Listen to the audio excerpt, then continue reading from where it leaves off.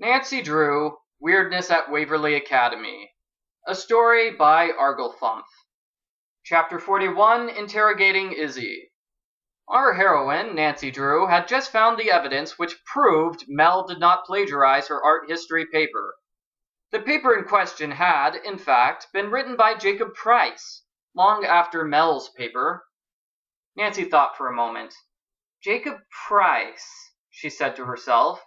Could this be the same Jacob that's currently dating Izzy Romero? Nancy decided to ask Izzy and find out. She went to the part of the library where Izzy was studying and started up a conversation. Hello, Izzy, Nancy said. How's it going? Izzy asked. Not one for tact, Nancy blurted out, What's this about you stealing Leela's boyfriend? Izzy seemed annoyed, as if many other people had already asked her that. The guy asked me to Oxborough's holiday bash, and I said yes, she said.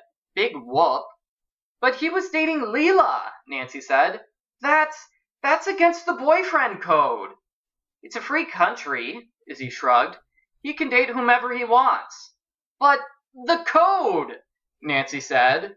Stealing someone's boyfriend goes against the boyfriend code and the roommate code. Look, I don't steal boyfriends, okay? Izzy said.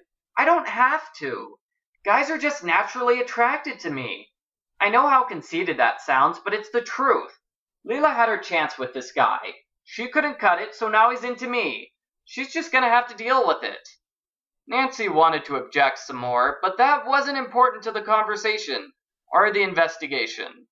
Reluctantly, Nancy changed the topic. Did you hear Mel was accused of plagiarizing someone's paper?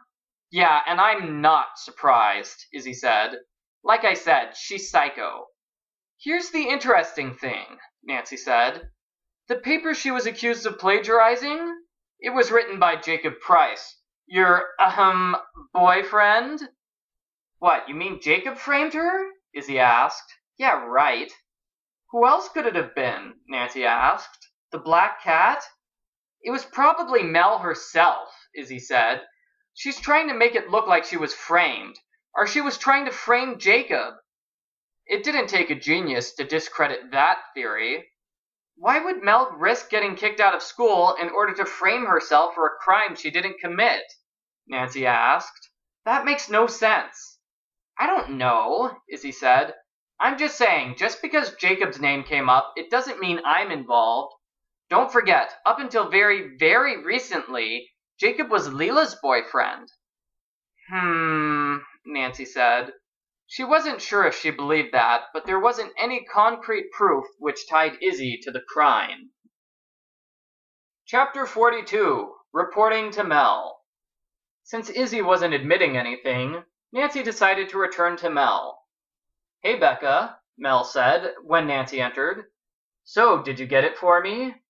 Get what? Nancy asked. The paper I allegedly plagiarized, Mel said. You got it, right? Well, I didn't print it out or anything, Nancy said. Becca, Mel said, I need to see that essay. If I don't, I could get kicked out of Waverly. Look, don't worry, Nancy said. I checked the dates on both essays. Your essay was written on the 17th, and the other essay was written on the 18th. If anything, someone plagiarized you. So all I have to do is tell the school to double-check the dates and I'll be in the clear? Mel asked. Oh, thank you, Becca! This is so good I can't believe it! Personally, Nancy couldn't believe that the school didn't check the dates. That's sort of an obvious thing a school should do before accusing a student of plagiarism. But that means someone purposely copied from my essay, Mel deduced. Who? Who tried to frame me? Jacob Price, Nancy said. Izzy's new boyfriend. The one she stole from Leela? Mel asked. Well, what a surprise. So either Leela or Izzy got her boyfriend to frame me. Too bad they both hate me or I'd be able to figure out who did it. Maybe it was the black cat who did it, Nancy said. Maybe she's jealous because you have black hair. What? Mel asked. Yeah, black cats have black fur, right? That means the black cat has black hair, Nancy said excitedly. That's why she's been attacking all the brunettes in school. Becca, that makes no sense, Mel said. It makes perfect sense, Nancy said. Then she gasped loudly. Wait a minute! You have black hair! That means you're the black cat! Just because my hair is black, it doesn't mean I'm the one who's attacking everyone, Mel said. Besides, my hair's not all black. I have pink streaks. Darn, Nancy said. She was looking for the black cat, not the black cat with pink streaks. For a second there, Nancy thought she had almost solved the mystery.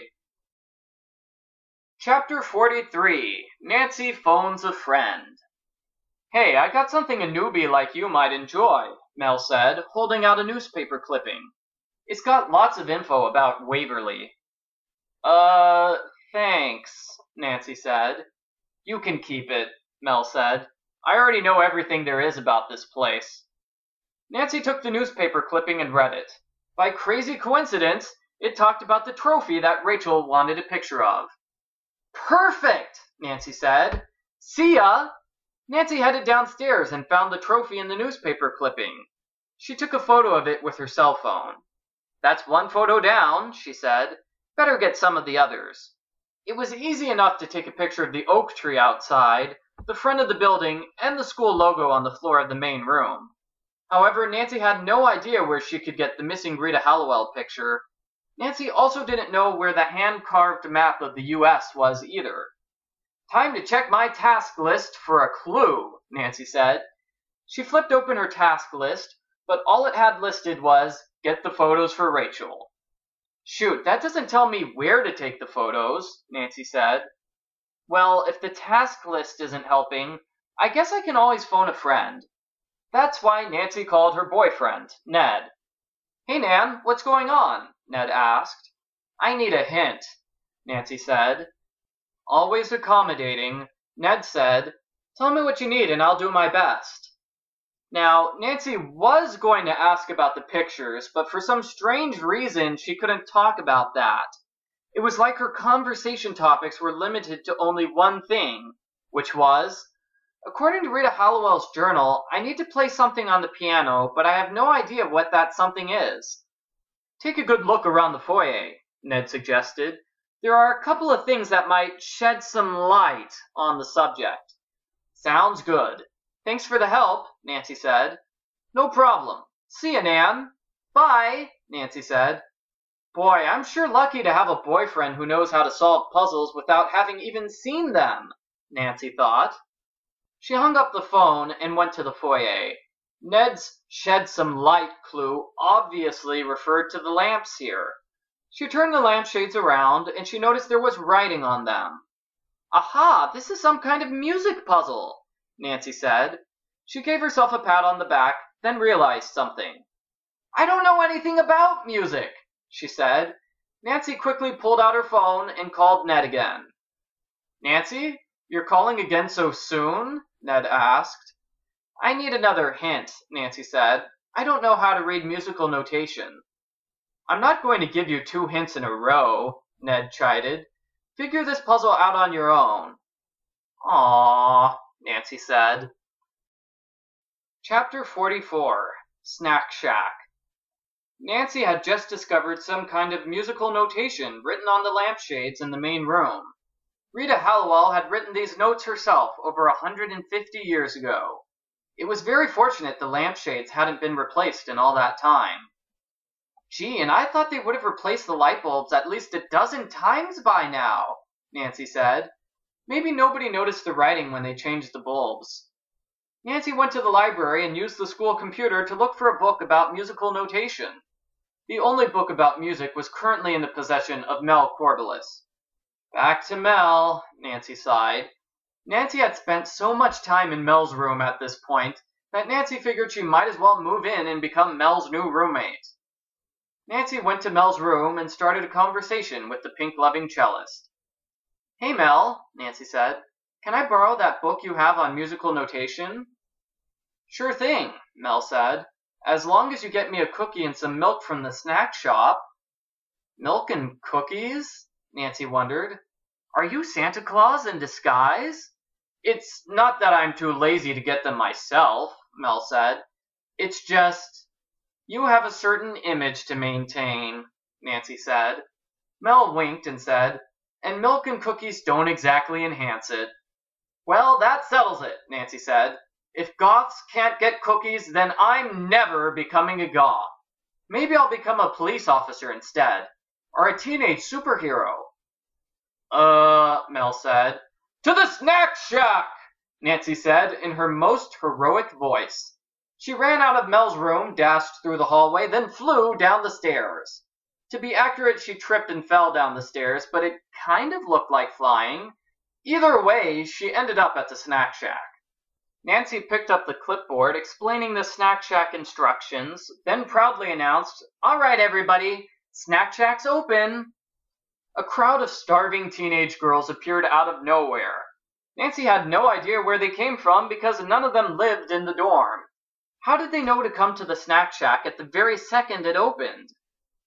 The first order was for granola, an apple, and a chocolate bar. That was simple enough. Nancy just picked up those items from their places on the counter. The second order was for lettuce, tomato, and lettuce on a toasted bagel. Really? Nancy asked. That's your order? What? The girl asked. I'm trying to watch my weight. Nancy rolled her eyes as she put together the order. Next time, ask for something normal, she suggested. The next girl asked for a meat and cheese sandwich with an apple. Nancy made the sandwich just fine, but she was confused to find that the apples were in the fridge with the milk. I guess that the people here don't like warm apples, Nancy thought.